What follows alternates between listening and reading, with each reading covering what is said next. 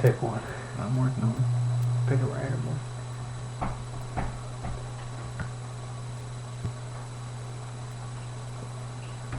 Play music Saturday.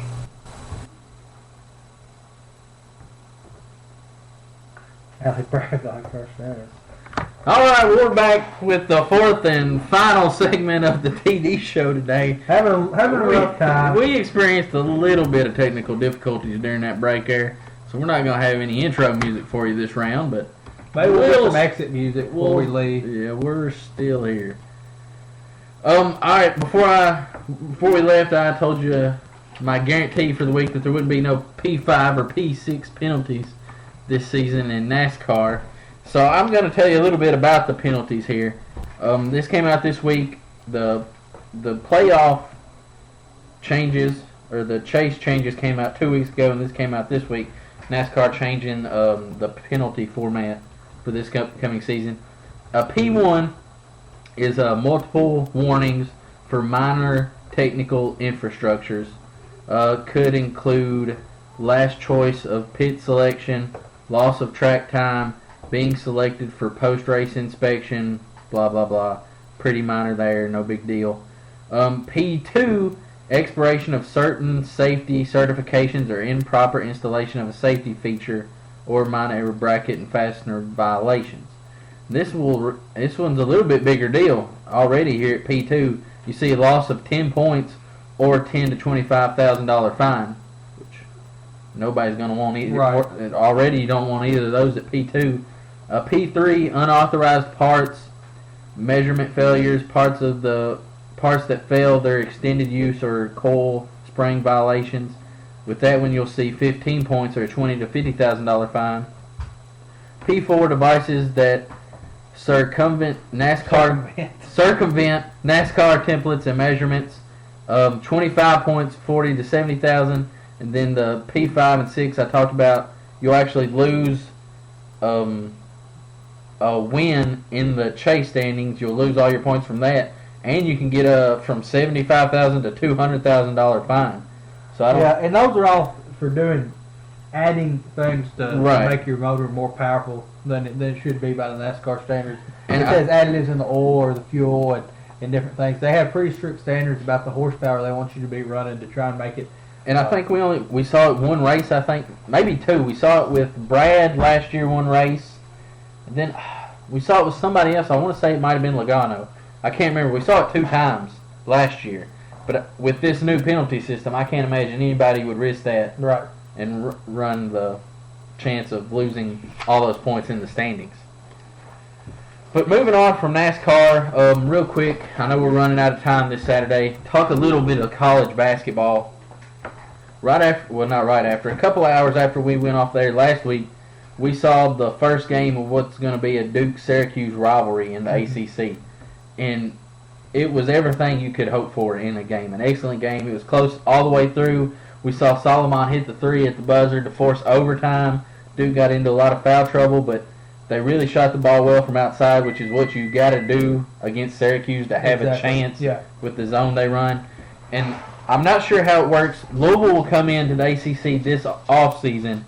And this year I know Duke plays Syracuse at Syracuse and then at home. I'm not sure if they'll play them twice after that or if it'll be split between the two.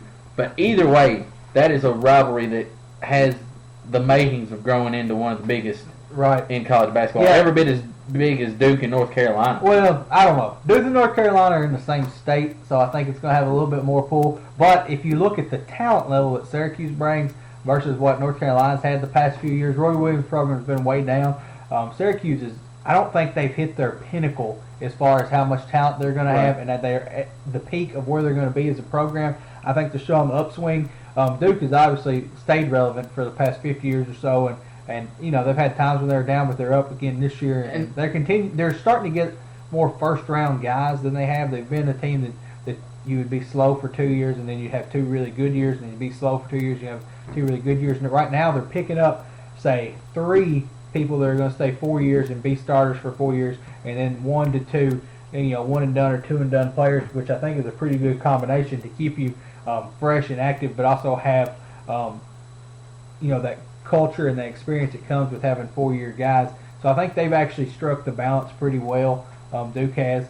And so I think they're going to continue to be an exciting team to watch. And Syracuse, we know what it's like when they play at home. We know they've got the biggest stadium to play in. And it's some of those people that were at that game, no way they could see the game. I mean, you were at an angle where you were looking past some bleachers down at a court that was a football field away. Yeah. It was crazy. But I think another compelling part of it, right now at least, is Boeheim and Coach K coaching against each other. You know, you got them coaching the Olympic team together, and they both got over 900 wins.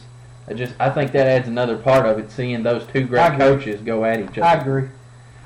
Last week we had talked, I bashed on Louisville a little bit for getting beat by Cincinnati, but what we've seen is that this Cincinnati team is pretty legit. Especially at home. Yeah, they're allowing... Cincinnati and Indiana have this thing going where they're about 15 to 20 points better at home. And one of the things we're seeing at home, Cincinnati is allowing less than 1 point per possession at home. I mean, that's absurd. Yeah. That's crazy. So, I mean, even though they're playing in this new American Athletic Conference, I believe it's called, which most of the good teams that were in the Big East went elsewhere, and that kind of left them there. And then, most of the mediocre teams. It's going to be gone entirely again next year, I think. So. Right. So, I mean, even though they're playing in a conference that's not real legit, I believe they are. Right.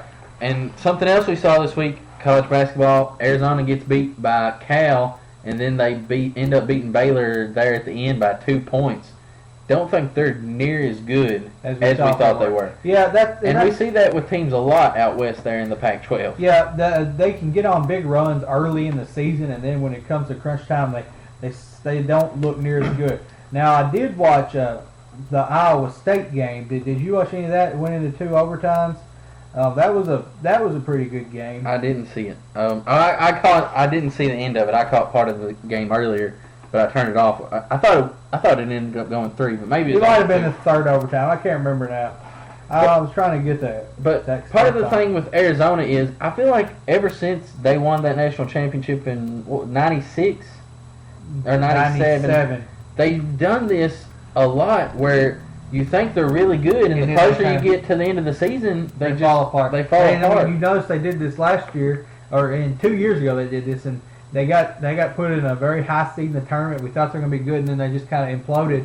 And that's not just an Arizona trend. That's more of a West Coast trend. I think post UCLA, that's what we've seen. We've seen a lot of hype and a lot of people looking and hoping that this can be the Western team that comes back and brings some glory. Not to have an East Coast bias, but there's not as many good teams out West. So if you see a good team, I think you try to build them up better than they are.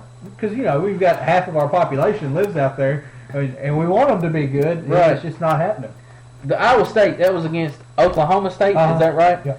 That, I believe, is going to be a very good ball club come March. I believe Travis Ford doing an excellent job with that team. Gosh, he's such a good coach. I mean, just the way he handles himself, the way he manages games, and the type of situations he put plays in. He is an actual coach. He's not he sets offenses. He calls plays that have relevance to what's going on, and I really do think it's doing pretty good. So I'm going to ask you a question, kind of off the wall here.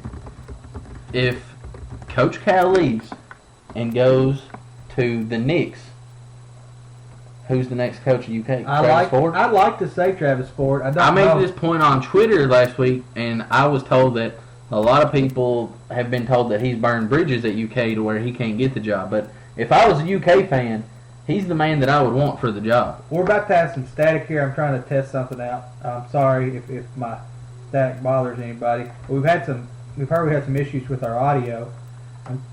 Do you have the mic on, TJ? Well, I believe we do. We'll check her out here. I'm not picking up audio either. Lindsay Hubbard was trying to listen to us. Said she was not getting any audio. How about the Spreaker? Is Spreaker getting audio? I'm not getting any audio on our live feed as well. Let me go to our Spreaker and see what we got here. We're sorry for we had a computer crash on us earlier. Let's see what's going on now.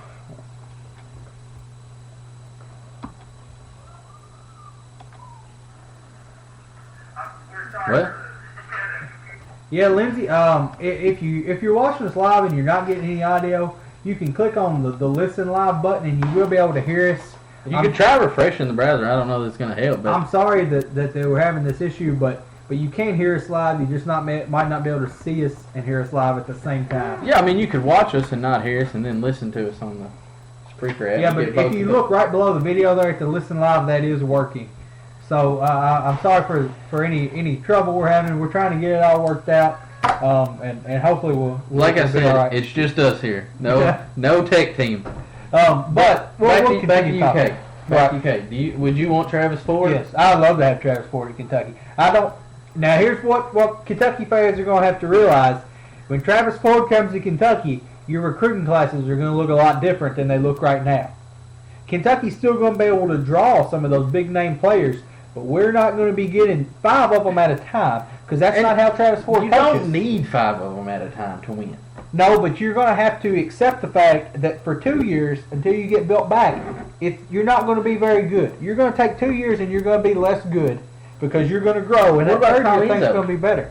He doesn't recruit the classes that Cal does. And we've been, and Tom Izzo has been through his 2 years, is what I'm saying. Tom Izzo might not win 25 games every year, but he'll win 20, and then he'll make it to the Elite 8 every year in the tournament, no matter who he's got on his team. That's true. I mean, I like Tom Izzo. He's probably my favorite coach in college basketball. I have a lot of respect for him. I think he's an excellent coach. And I made the argument if I was UK, I would have went after Tom Izzo instead of Coach Cal. Obviously, they both turned out to be good coaches. I just believe Tom Izzo is the pinnacle of college basketball coaching, especially when it comes March. But speaking of college basketball in UK, how about a little what to watch for our listeners today? Get out my reading glasses.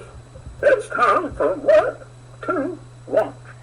First thing I've got for us to watch this week, and I've actually got a few more than normal, but the first thing I've got for us to watch this week is directly related to University of Kentucky basketball. They play Ole Miss today at 12:30 our time. It's 12:30 Central Time, 1:30 Eastern. Kentucky is 17-5 coming into this game, 7-2 in conference play.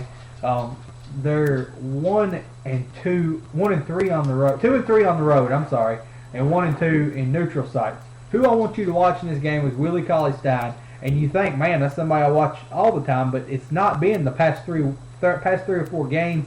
He's been really down. He's been stuffing, scoring a couple points, and fouling out and getting mad.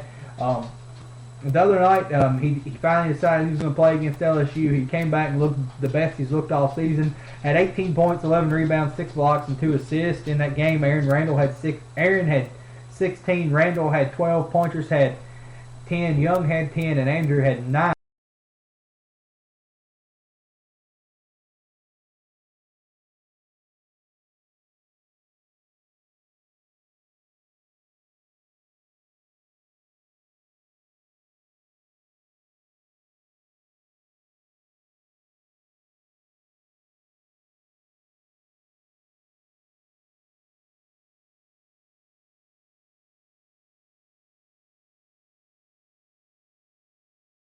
Good. We are back on there.